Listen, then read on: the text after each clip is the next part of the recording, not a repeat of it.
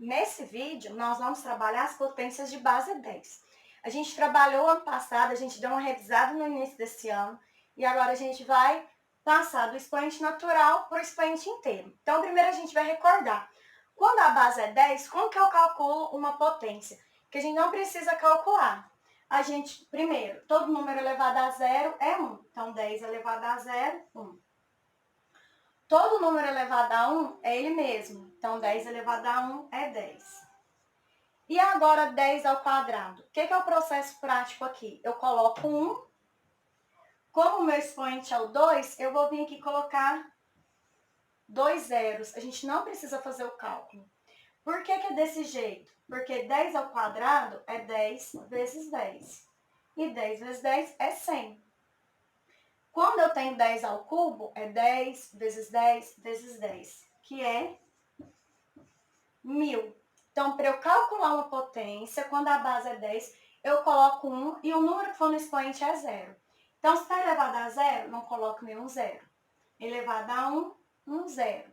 Elevado a 2, 2 zeros. Elevado a 3, 3 zeros. Então, para terminar, eu coloquei aqui na nossa explicação 10 elevado a 8.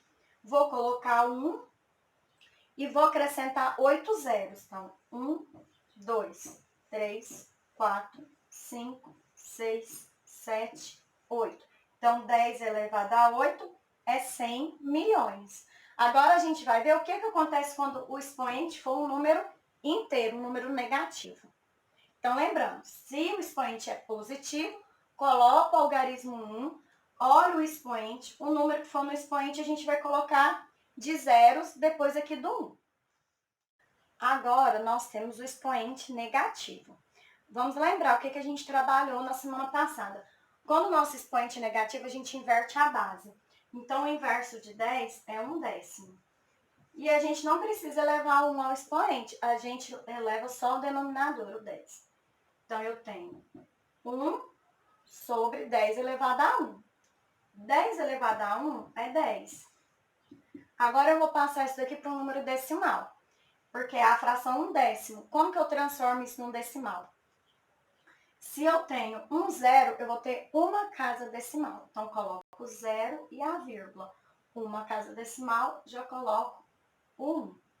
Então, se aqui é menos 1, aqui eu vou ter uma casa decimal.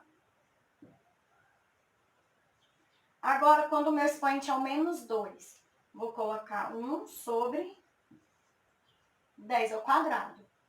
10 ao quadrado é 100, que aqui é um expoente natural. Então, 2 zeros. Agora, se aqui tem 2 zeros, minha resposta tem que ter duas casas decimais. Então, vou colocar o 0. Para eu ter duas casas decimais, eu vou pôr um 0 e o algarismo 1. Então, a quantidade de zeros é 1 a menos do que tem aqui. Se aqui eu tenho 2 zeros, aqui eu vou ter um 0 e o algarismo 1. E aí, eu fico com duas casas decimais. A última casa sempre vai ser 10 elevado a menos 3. Então, a gente vai colocar 1 sobre 10 ao cubo. 10 ao cubo é 1000. Então, 1 sobre 1000.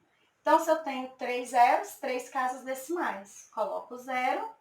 Para eu ter 3 casas decimais, eu tenho que colocar 2 zeros e 1. E então, vou passar mais para frente. E se eu tiver 10 elevado a menos 7? 1 sobre 10 elevado à sétima potência. Vai ficar 1. Aí eu vou colocar 7 zeros. Então, vai ficar 1 sobre 10 milhões. Então, aqui eu vou ter que ter 7 casas decimais. Vou colocar aqui embaixo que ele não vai caber. Para eu ter 7 casas decimais, 0, eu vou ter que colocar 6 zeros.